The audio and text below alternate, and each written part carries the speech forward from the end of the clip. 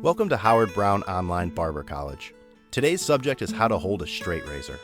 Before you use a straight razor, it's important to learn how to hold it. Holding the blade incorrectly can lead to skin irritation and cuts on your face and neck.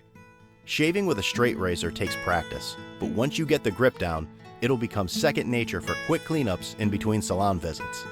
Number 1. To hold the straight razor, grip it in your dominant hand. It will be easier to use if you're holding with the hand that you usually shave with. If not, then switch hands and hold using your non-dominant one instead. Number 2. You should place your index, middle, and ring finger on the back of the blade. Number 3. The pinky finger is placed on the tang of the blade. Number 4. Rest your thumb on the side of the blade. Number 5. To shave your face, hold the razor blade at a 30-degree angle. If you go flat against your skin, then it won't work properly. And if you're perpendicular to the edge of facial hair, then there's likely an increased risk for cutting yourself up.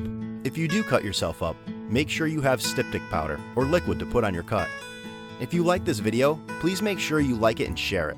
You can find us on Facebook and TikTok at Howard Brown Online Barber College.